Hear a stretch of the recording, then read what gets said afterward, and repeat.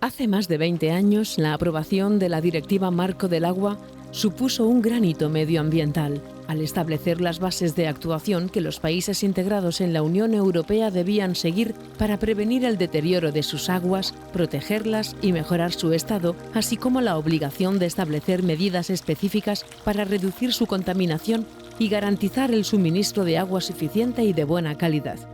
Todos estos objetivos fueron asumidos por las confederaciones hidrográficas españolas, organismos de cuenca encargados de gestionar las demarcaciones hidrográficas presentes en nuestro territorio y, por tanto, las aguas dulces superficiales, las aguas subterráneas, las costeras, así como las de transición entre las aguas continentales y marinas. De este modo, las confederaciones hidrográficas iniciaron programas de seguimiento que les pudieran dar una visión general, coherente y completa del estado de sus aguas. En el caso concreto de Andalucía, por la que discurren 6 de las 17 cuencas hidrográficas españolas, la Junta de Andalucía gestiona desde el año 2005 3 de ellas: la demarcación de los ríos Tinto, Odiel y Piedras, la del Guadalete y Barbate y las conocidas como cuencas mediterráneas andaluzas, siendo esta última una de las demarcaciones más diversas de toda España al incluir ríos y lagunas que representan gran parte de toda la diversidad existente en la región mediterránea. Esto es debido a que muchos de sus ríos son costeros, de corta extensión e independientes de otras masas de agua situadas en cuencas cercanas. Si bien destacan las grandes cuencas de los ríos Guadiaro, Guadalhorce o Guadalfeo, entre otras. Otra de las características remarcables de esta región es la presencia de un elevado gradiente altitudinal al pasar en muy pocos kilómetros de las altas cumbres de Sierra Nevada al mar Mediterráneo. Además, podemos encontrar ecosistemas tan variados como los representativos de las grandes ramblas semiáridas de la zona oriental, por las que circula agua únicamente en episodios de grandes lluvias, hasta ríos con riberas frondosas como las presentes en los famosos canutos de los parques naturales de los Alcornocales y de la Sierra de Grazalema, una de las regiones más lluviosas de toda España. Por otro lado, debemos ser conscientes que los ríos, lagos y embalses recogen todos los impactos presentes en sus cuencas de captación. Así, por ejemplo, los plaguicidas que aplicamos sobre nuestros campos terminan en nuestras aguas por acción de la escorrentía que provoca la lluvia, por no hablar de las aguas residuales o industriales que generamos en nuestras ciudades o pueblos y que vierten de forma directa a los cauces. De este modo, cualquier cambio producido sobre la cuenca vertiente de una masa de agua provoca un mayor o menor cambio en sus características y, por tanto, en las comunidades de seres vivos que la habitan. Es de este modo como los cambios y la evolución de las comunidades biológicas que habitan estos ecosistemas, así como los impactos hidromorfológicos que sufren, son variables cuantificables, medibles a través de índices de calidad que nos terminan informando sobre el estado de salud de nuestras aguas. Para que esto sea posible, todos los índices ecológicos deben aplicarse de acuerdo con los protocolos oficiales de muestreo y análisis publicados por el Ministerio para la Transición Ecológica y el Reto Demográfico y deben seguir exigentes criterios de calidad, como los certificados por la Agencia Nacional de Acreditación bajo la norma de calidad europea UNE-ISO 17025. Cumplir con todas estas exigencias permite que los datos obtenidos hoy en las cuencas mediterráneas andaluzas sean comparables con otros tomados en el futuro, incluso con los obtenidos en otras demarcaciones hidrográficas, independientemente del personal que realice el trabajo. A continuación, aprenderemos cómo se evalúan estos índices de calidad en los ríos, lagos y embalses y comprenderemos cómo estos resultados terminan convirtiéndose en una de las bases fundamentales de la planificación hidrológica y, por tanto, en la toma de decisiones tan importantes para los ciudadanos como son la cantidad de agua que puede destinarse al consumo humano o para sectores tan importantes en esta región como son la industria o la agricultura. La preparación de una campaña de muestreos requiere de una planificación muy detallada. Antes de salir a muestrear, es necesario diseñar las rutas de desplazamiento más eficaces, como en el caso de las cuencas mediterráneas andaluzas, para los casi 150 puntos de control dispersos por toda su demarcación. La codificación y marcaje de las muestras es otro paso fundamental. Mediante la asignación de códigos numéricos y códigos de barra, se consigue establecer una trazabilidad inequívoca entre las muestras tomadas en campo y los resultados que posteriormente se obtienen en el laboratorio. Al llegar al punto de muestreo, todo el material que vaya a entrar en contacto con el agua y los organismos debe estar perfectamente limpio y desinfectado. Esto evita la transferencia de enfermedades y de especies exóticas invasoras, otro de los grandes problemas a los que se enfrentan hoy en día los ecosistemas naturales. Hemos venido a este punto a hacer el muestreo de esta masa de agua, que es categoría embalse, para hacer el control de calidad de las aguas y en concreto para la categoría de masa de agua embalse, el indicador biológico a controlar es el fitoplancton. Para realizar este muestreo, el equipo debe desplazarse en barca hasta la zona de mayor profundidad del embalse. Desde ese punto, con el disco de Secchi, se determina la profundidad que alcanza la luz en la columna de agua, delimitando, por encima de esta cota, la conocida como zona fótica o zona iluminada. Es en esta zona donde vive el fitoplancton debido a su necesidad de presencia de luz para realizar la fotosíntesis. Una vez conocida la profundidad de la zona iluminada, se determina el número de muestras a tomar con la botella Van Dorn a distintas profundidades. Todas estas muestras se recogen en una cubeta, desde la que posteriormente se tomarán alícuotas integradas que nos permitirán conocer la concentración de clorofila y otros elementos de calidad fisioquímicos presentes en la masa de agua. Además, el uso de una sonda multimétrica nos permite realizar un perfil completo del embalse, registrando la temperatura, el pH, la conductividad, el oxígeno, la concentración de clorofila o la turbidez presente a lo largo de toda la columna de agua, desde su superficie hasta el fondo del embalse. De este modo, se pueden identificar los periodos de estratificación del embalse, la localización de termoclinas o de posibles fenómenos de anoxia en cotas inferiores, entre muchas otras cosas.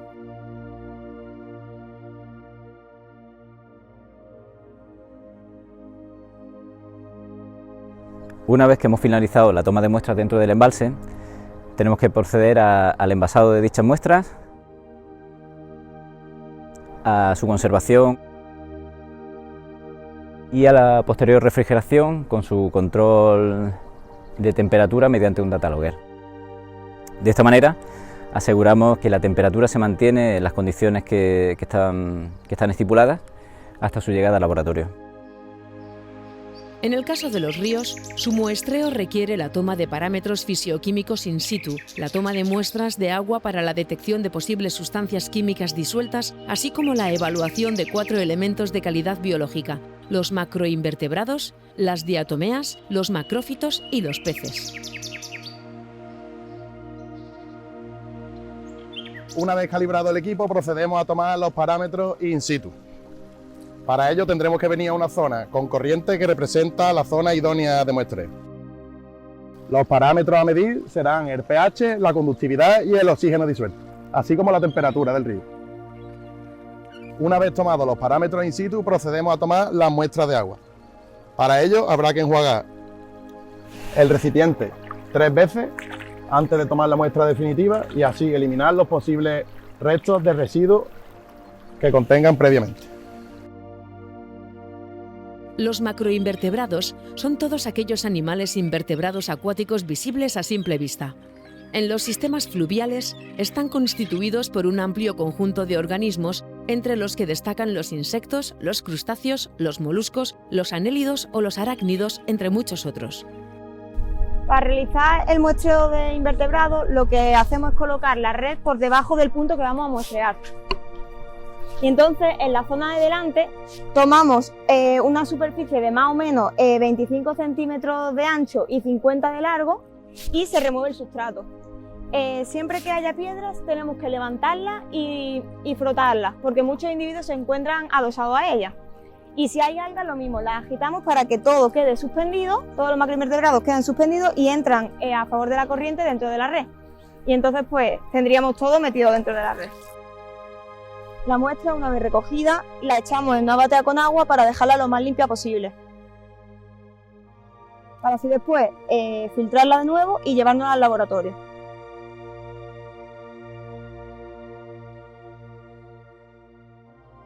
Si alguna vez, andando por un río, te has resbalado al pisar una piedra sumergida, es probable que ya hayas conocido a los siguientes elementos de calidad biológica que deben ser muestreados en los ríos: las diatomeas. Se trata de un grupo de algas unicelulares con capacidad para formar colonias que se desarrollan principalmente sobre las rocas sumergidas de los lechos fluviales. Al ser organismos fotosintéticos, suelen proliferar en los tramos de ríos soleados y con baja profundidad, en zonas de corriente media o relativamente elevada. Para muestrear las diatomeas se busca una zona representativa en un tramo del río. Esas zonas suelen ser zonas bien iluminadas y en donde el agua corre a cierta velocidad. Para hacer el muestreo es muy sencillo, simplemente tenemos que elegir piedras los más grandes posibles del lecho del río y a esas piedras, utilizando un cepillo de dientes, las rasparemos, de donde sacaremos las colonias de diatomeas. Esta masa viscosa que vemos serían las diatomeas, las cuales se van arrastrando con el cepillo de dientes. Una vez hecho esto, lo que hacemos es, con nuestra botellita donde tenemos alcohol de 96, abriremos nuestro tubo y resuspenderemos la muestra, que lo que hará es arrastrar las diatomeas que hemos cogido con las cerdas del cepillo y depositarlas en el tubito.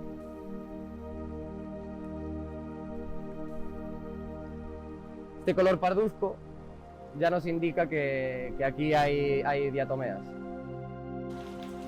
Los macrófitos acuáticos son todas aquellas plantas que desarrollan su vida completamente sumergida, si bien pueden poseer ciertas estructuras flotantes, como las conocidas flores de los nenúfares. Vamos a proceder a tomar la muestra de macrófitos en río según el protocolo del Ministerio, y para ello deberemos andar 100 metros en zigzag, buscando los diferentes tipos, como son plantas vasculares, briófitos y algas.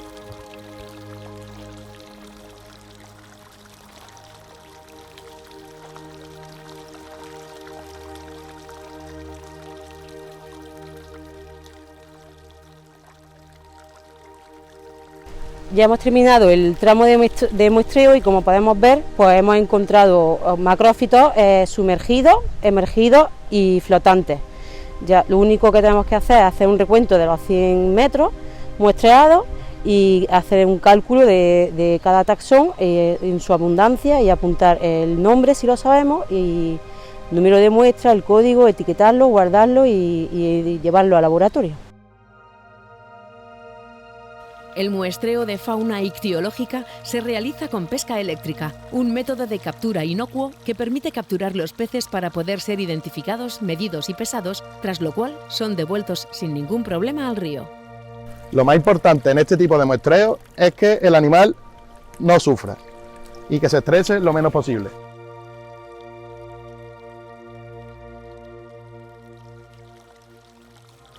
En este punto de muestreo hemos capturado trucha común y cacho, ambas especies protegidas en Andalucía.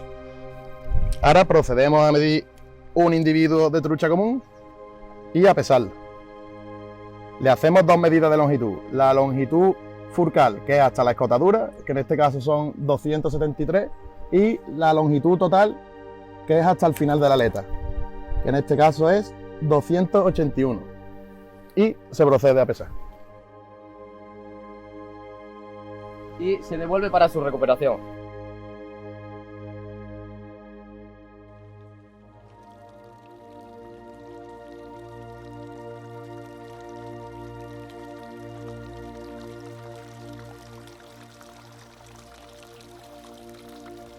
Los elementos de calidad estudiados en el caso de las masas de agua pertenecientes a la categoría lago son los invertebrados acuáticos, la composición y abundancia de flora acuática, la composición, abundancia y biomasa de fitoplancton, así como el estado de acidificación, los nutrientes y la transparencia.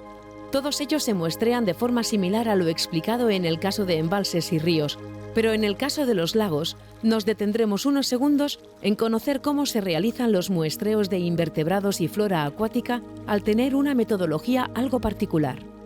El muestreo de invertebrados en lagos se compone de dos partes. Por una parte hacemos los macroinvertebrados, o sea, aquellos invertebrados de gran tamaño.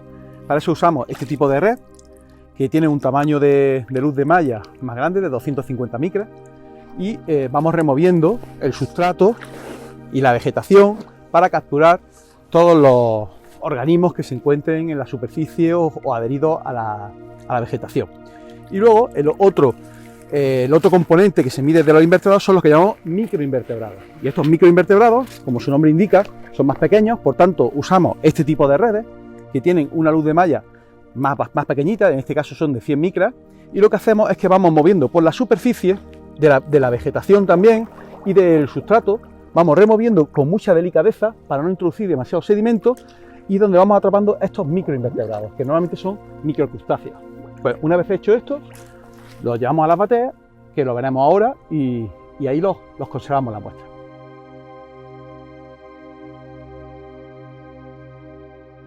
El contenido de la red de macroinvertebrados, esta que hemos cogido de tamaño de luz de malla más grande, lo depositamos sobre una batea donde limpiaremos de restos de vegetación, pues para dejar la muestra lo más limpia posible, ¿no?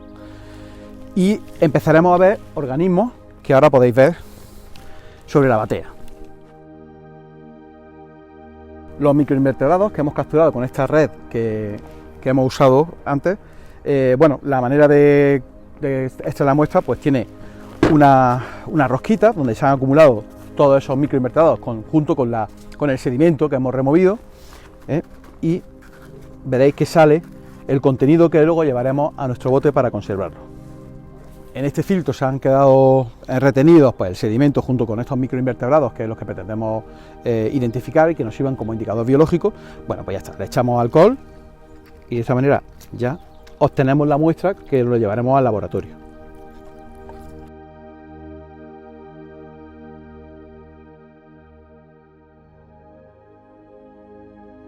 Voy a explicar en qué consiste el muestreo de macrófitos en lagos.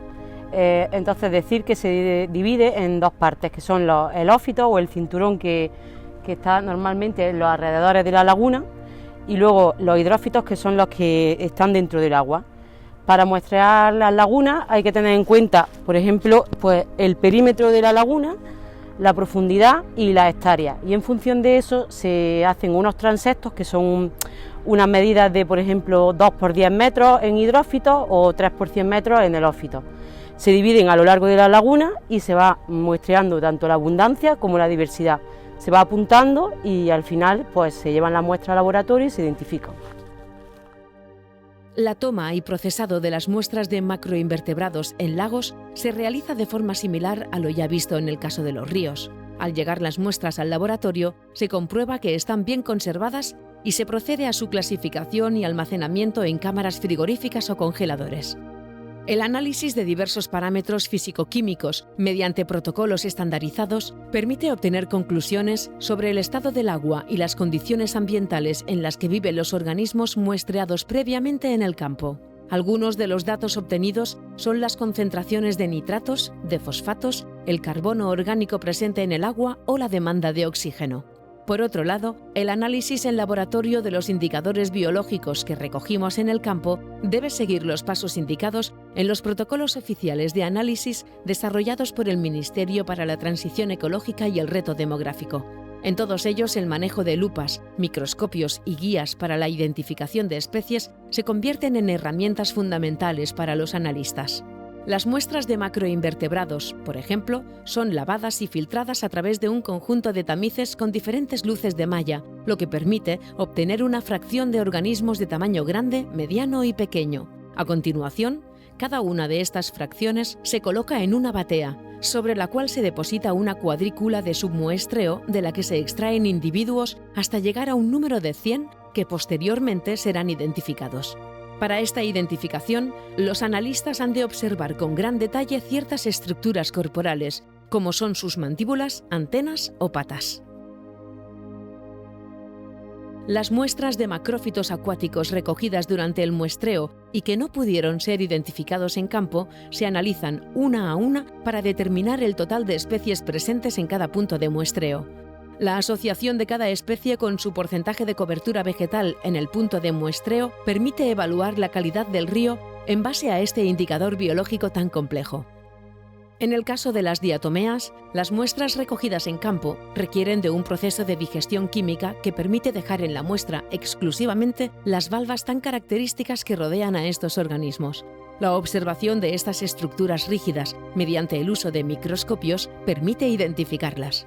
Toda la información analizada en campo y laboratorio se registra en una aplicación desarrollada específicamente para ello, conectada con una gran base de datos que calcula los resultados de los índices biológicos con los que se evalúan todos los elementos de calidad estudiados. Este proceso de digitalización es un paso fundamental, ya que permite organizar la gran cantidad de información generada durante todo el proceso, aportar rapidez a la consulta de datos, el cálculo de resultados y a su visualización en mapas mediante sistemas de información geográfica. Finalmente, la integración de todos los indicadores de calidad evaluados permite calcular el estado ecológico de una masa de agua. En el caso de los embalses, gracias a la integración de diversos indicadores evaluados con la toma de fitoplancton. En lagos, por la integración de los invertebrados, los macrófitos, el fitoplancton, el pH, el fósforo total y la transparencia. Y en ríos, por los macroinvertebrados, los macrófitos, las diatomeas, el pH, el oxígeno, diversos nutrientes y las condiciones hidromorfológicas de la masa de agua. La comparación de los resultados obtenidos para cada indicador con respecto a los que debiera tener en una masa de agua en condiciones completamente prístinas, es decir, sin ningún tipo de impacto, determina, finalmente, el estado ecológico. Debido a las exigentes y no menos necesarias normas de calidad establecidas, el estado ecológico final se determina por el peor resultado de todas las métricas obtenidas, lo que se expresa coloquialmente como uno fuera, todos fuera. Esto hace que los requisitos para obtener el buen estado ecológico sean muy exigentes, ya que con que solo un indicador no alcance el buen estado, la evaluación final no será aceptable.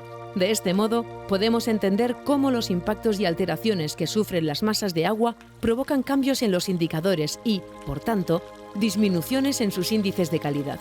Por ello, cuanto más impactada esté una masa de agua, peor será su estado final. A lo largo de este viaje hemos comprobado cómo se evalúa el estado ecológico de nuestros ríos, lagos y embalses y cómo este determina, por ejemplo, el posible uso de nuestras aguas continentales para el abastecimiento humano, la agricultura o la industria. Según establece la Directiva Marco del Agua, es de vital importancia preservar el buen estado de los ríos, lagos y embalses que posean un buen estado ecológico, así como destinar los recursos necesarios para restaurar las masas de agua que no lo alcancen. Gracias a la gran cantidad de datos y resultados obtenidos en un proyecto como este, desarrollado por la Junta de Andalucía, se podrán conocer qué aspectos de los ecosistemas acuáticos deben ser preservados y restaurados en las cuencas mediterráneas andaluzas, con la intención de cumplir con los objetivos medioambientales impuestos desde Europa.